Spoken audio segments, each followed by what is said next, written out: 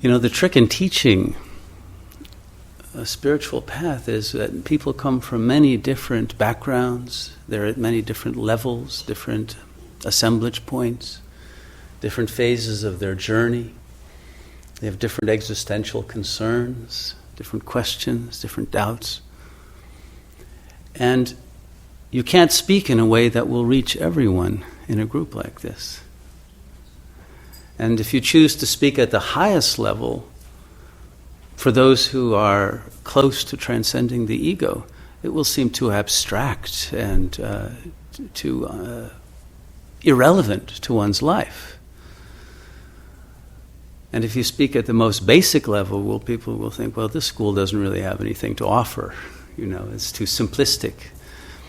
And it won't be possible to get across the extraordinary spectrum of understanding, wisdom, that is available from the world's great spiritual traditions, that can reach to the heart of every person, every being, at whatever level they are, whatever point they are in their journey. But very often the only way you can reach someone at the level they need to be reached is in a one-to-one conversation, where someone can gradually let down their defenses and reveal what is their own need, what is their own question. Because whenever I open the floor up in a group like this and say, who has questions, it's silent, usually for about a half an hour, until Radha breaks the ice and asks something that mind boggles everyone even more than they were before. So it's very difficult to offer a teaching that would be actually of benefit to the entire group. So now if I were wise like Sri Ramana Maharshi, I wouldn't even offer any teachings. I would simply answer questions that were asked. And indeed, it was very silent, quite often for hours and days on end at his ashram. And if you read the collected conversations or dialogues between Ramana and the various visitors who come, you will sometimes see that Ramana will say, oh yes, to someone, you should be praying to Shiva 3 times a day and doing this ritual and that. Or to someone else, he'll be saying, actually, you should be sacrificing to Vishnu, or you should be getting married to this person, and to another person he'll say, you should be celibate and becoming a monk. And to some people he will say that your karma is very important, everything that happens in this world is of extreme, ultimate importance. To someone else he'll say, this world isn't even real, don't worry about it, let it go. And if you try to put together some systematic understanding of reality from it all, it's totally incoherent. And yet it's the exact, precise response that each person needed to make the next step on their journey.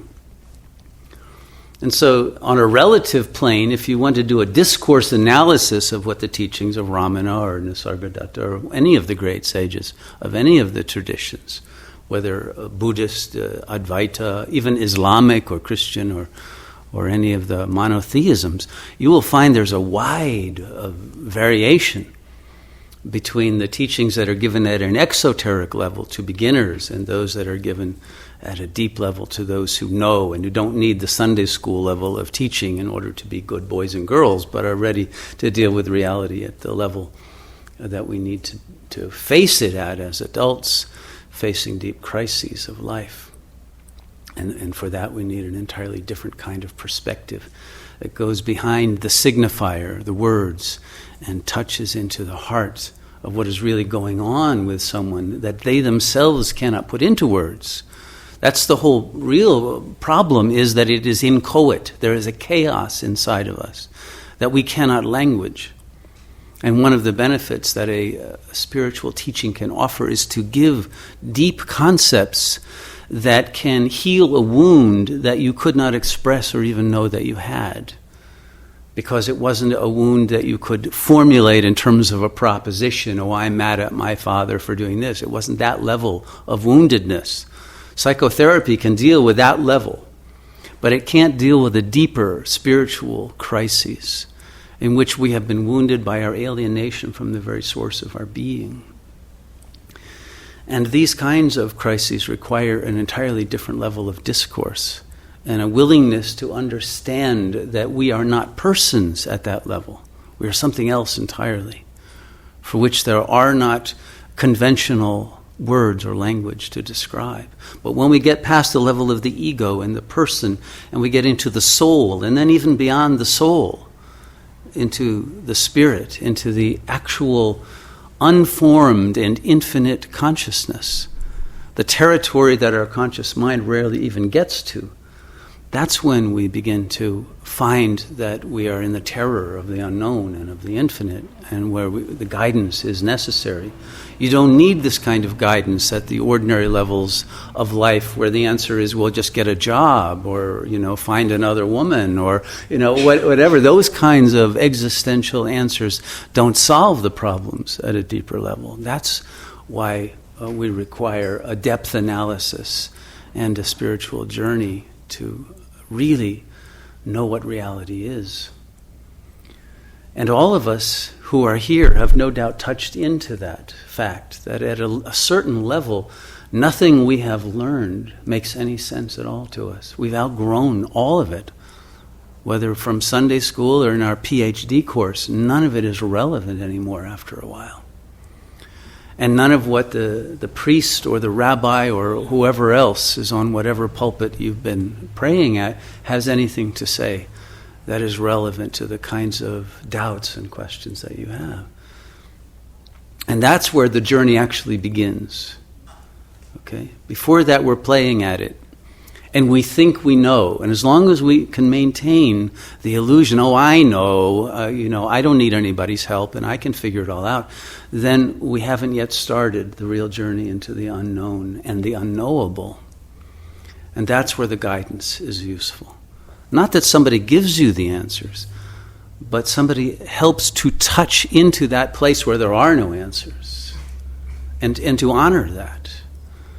And then together, to co-create out of that understanding a realization that can bridge two apparently different beings, each with their own agonies, each with their own sufferings, through a level of true understanding that is love, that is a recognition of the unity of being. And only when we have gone through that suffering and faced it and recognized that there are no conventional answers can we step out of all the boxes and all of the levels of prefabricated answer that any philosophy or religion can give us, and discover what is the truth of our being that can only be known now in the present moment. And it's absolutely particular, not only to each individual, but to each moment in your life. It will require a different understanding, and ultimately an understanding that cannot be put into language. And that's when we will enter into the dimension of silence. And then from that silence, we realize we're no longer an individual in the sense of a separate being, but that's when we realize our universality.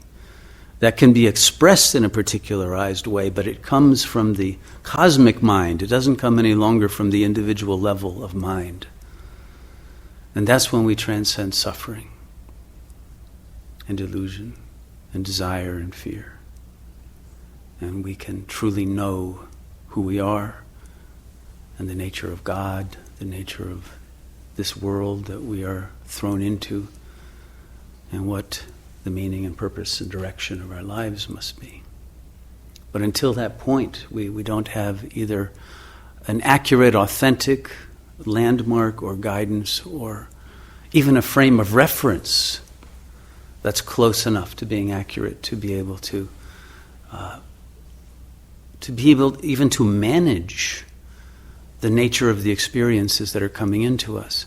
And we cannot contain them. And today it is so epidemic that people cannot contain their experience anymore. And the psychological vessel that is meant to contain it is overloaded, and it cracks, it explodes, gives way before the huge amount of information.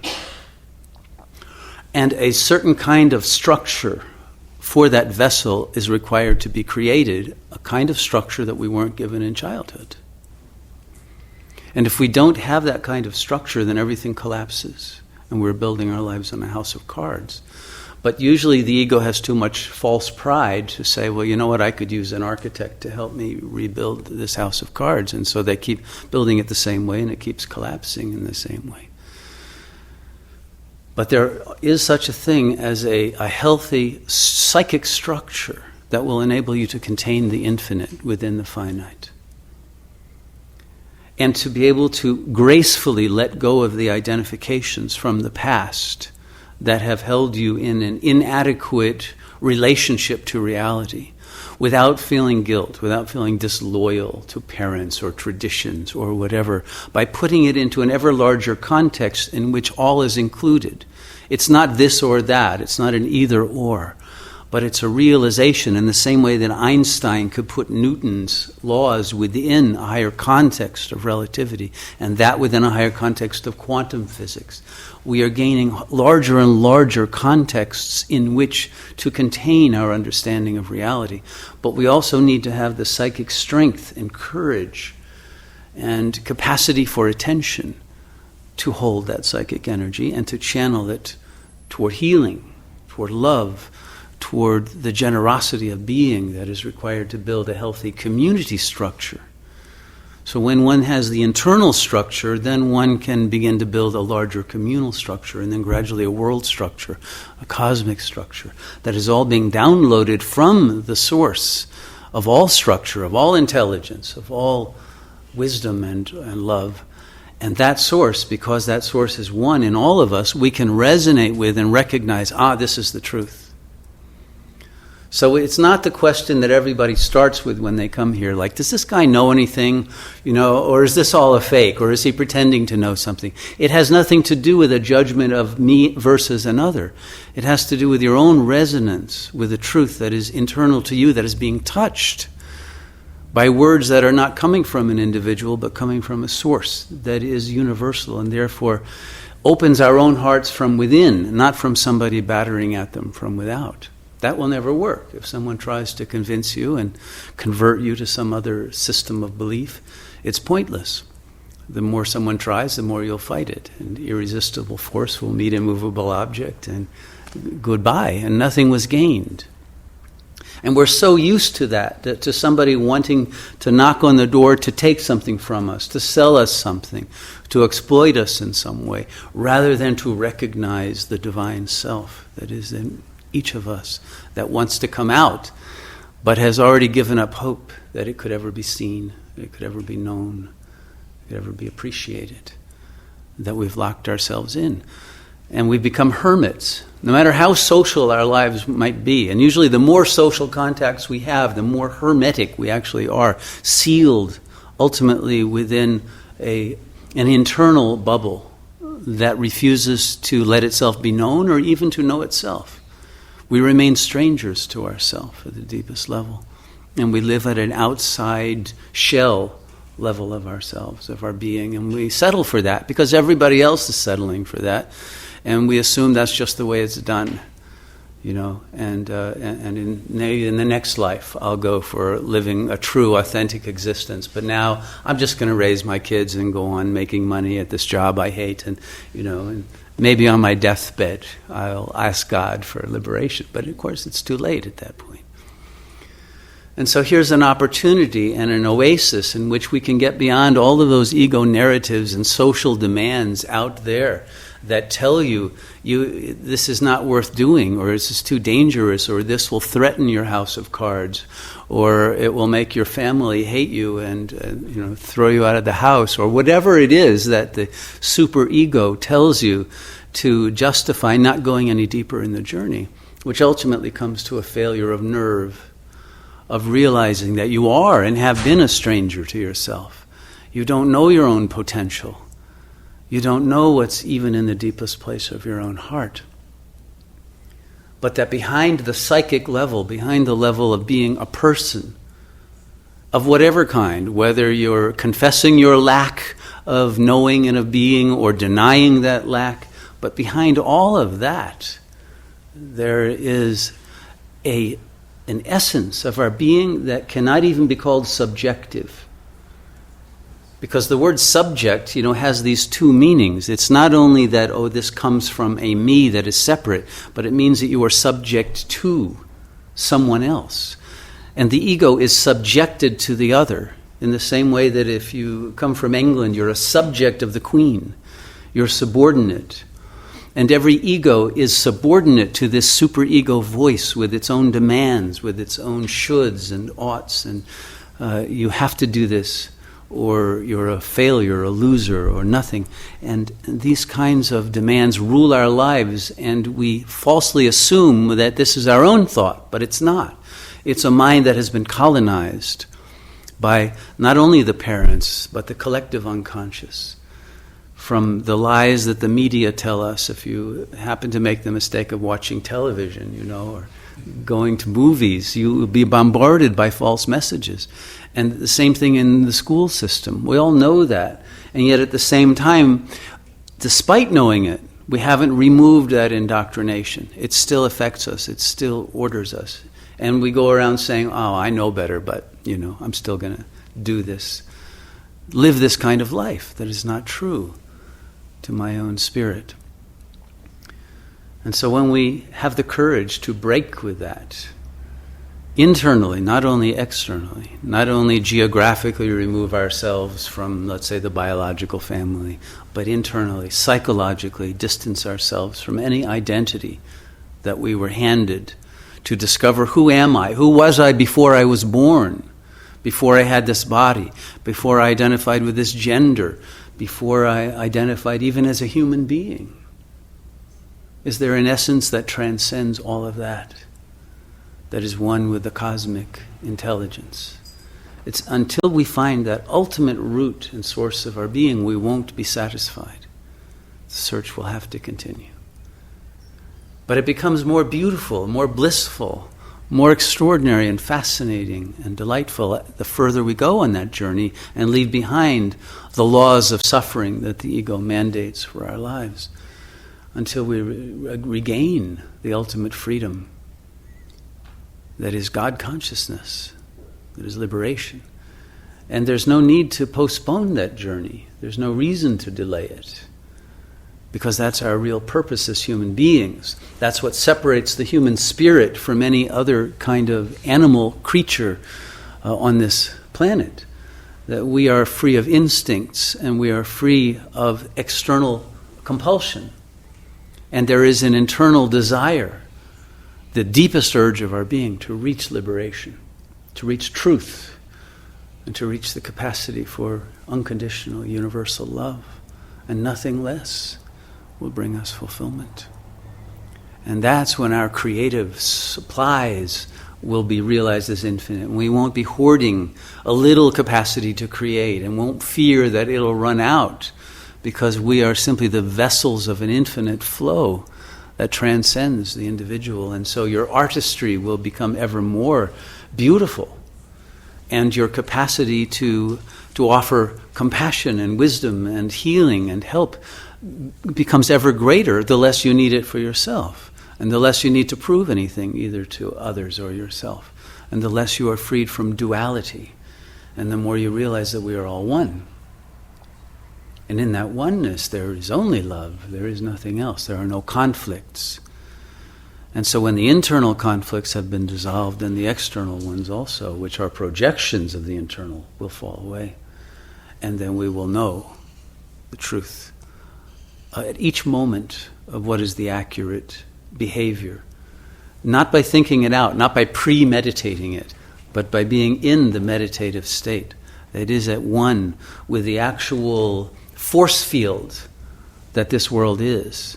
We don't realize it, but the space that we are in is curved. It has its own forces that guide us in certain directions.